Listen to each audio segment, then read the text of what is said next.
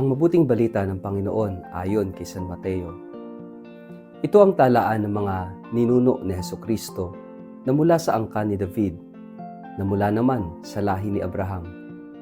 Mula kay Abraham hanggang kay Haring David, ang mga ninuno ni Jesus ay sina Abraham, Isaac, Jacob na ama ni Juda at ng kanyang mga kapatid. Juda na ama ni Fares at Zara kay Tamar. Fares, Esrom, Aram, Aminadab, Naason, Salmon, Boaz na anak ni Salmon kay Rahab, Obed na anak ni Boaz kay Ruth, at Jesse na ama ni Haring David. Mula naman kay Haring David hanggang sa naging bihag ang mga taga-Huda sa Babylonia, ang mga ninuno ni Jesus ay sina David, Solomon na anak ni Haring David sa asawa ni Urias, Rehoboam, Abias, Asa, Jehoshaphat, Joram, Ozias, Jotam, Akaz, Ezekias, Manases, Amon, Hosias, Hekonias at ang mga kapatid nito. At pagkatapos na sila'y maging bihag sa Babylonia hanggang sa ipanganak si Jesus, ang mga ninuno niya ay sina Hekonias, Salatiel, Zerubabel, Abiud, Eliakim, Azor, Sadok, Akim, Eliud, Eleazar, Matan, Jacob, at si Jose na asawa ni Maria. Si Maria, ang ina ni Jesus, ang tinatawag na Kristo. Sa makatuwid, may 14 na salin lahi mula kay Abraham hanggang kay David, 14 mula kay David hanggang sa pagkabihag ng mga Israelita sa Babylonia, at 14 din mula sa pagkabihag sa Babylonia hanggang kay Kristo. Ang mabuting balita ng Panginoon.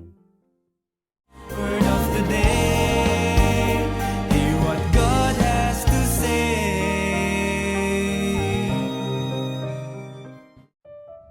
Mapagpalang araw po sa inyong lahat. Kumusta po kayo? Ang ating word of the day ay roots.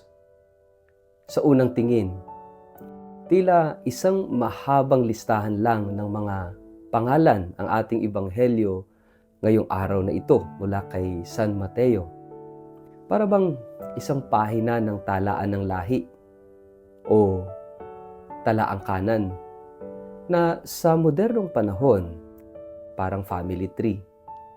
Marami sa atin kapag nababasa ang bahaging ito ng ebanghelyo ay agad nang lilipat ng pahina o mabilis lang basahin.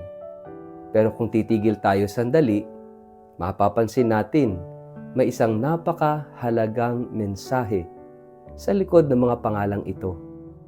At ito ay nakapaloob sa ating word of the day ngayon, roots, ugat. Ang mga pangalan sa ebanghelyo ay hindi lang tala ng mga ninuno ni Jesus.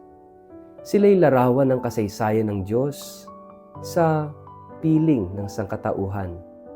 Ang salin lahing ito ay hindi perpekto, hindi puro banal. Naroon sina Abraham na may sandaling pag-aalinlangan, si Jacob na nanlinlang sa kapatid, si Rahab na isang babaeng mas kilala sa kanyang madilim na nakaraan, si David na naging hari ngunit nagkasala rin ng mabigat, at sa huli, isinilang si Jesus mula sa lahing ito.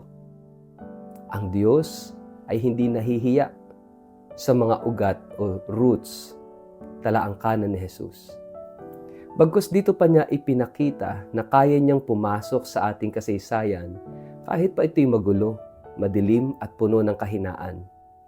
Hindi niya pinili ang isang malinis, makintab at walang dungis na angkan. Pinili niya ang isang salin lahing totoo. May sugat, may lihim, may kasalanan, ngunit minahal ng Diyos. Ang ating ugat ang nagsasabi kung saan tayo nanggaling. Ngunit hindi ito nagsasabi kung saan tayo patutungo.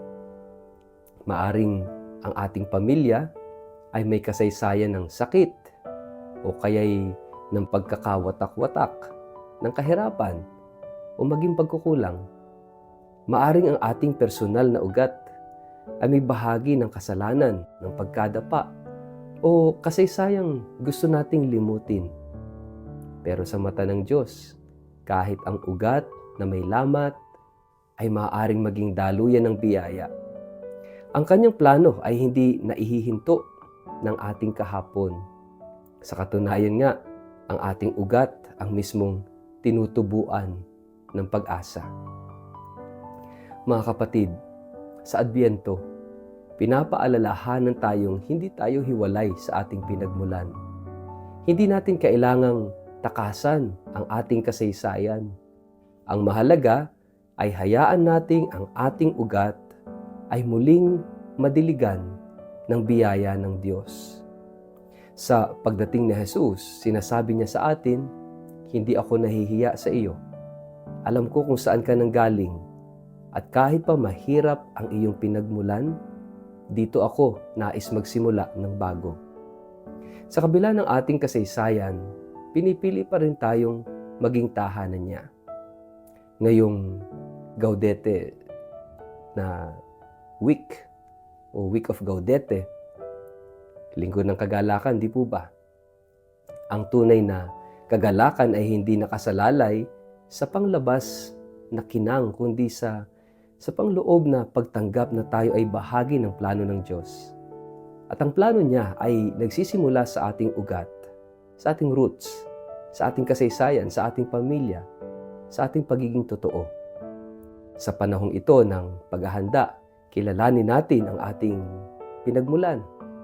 Hindi upang mabaon sa nakaraan, kundi upang makita ang kamay ng Diyos na matyagang hinahabi ang ating kasaysayan. Walang sayang sa Kanya. Lahat ay may kahulugan. Lahat ay bahagi ng ugat ng pag-ibig. Kaya nga, sa panahong ito, sama-sama nating pagnilayan. Ano yung ugat ng ating kasaysayan na nais nating iali kay Jesus, lalo na ngayong panahon ng Adbyento? Ang iyong pamilya, ang iyong sugat, ang iyong kahinaan, upang ito'y gawing daan ng bagong pag-asa. Sa ngalan ng Ama, ng Anak at ng Espiritu Santo. Amen. Panginoon, sa dami ng bahagi ng aking kasaysayan na gusto kong kalimutan, salamat sa paalala mo na kahit ito ay may halaga sa iyong mga mata. Tulungan mo akong tanggapin ang aking ugat, ang aking pinagmulan, ang aking pamilya, ang aking nakaraan, at makita ito bilang bahagi ng iyong mas malawak na plano ng pag-ibig.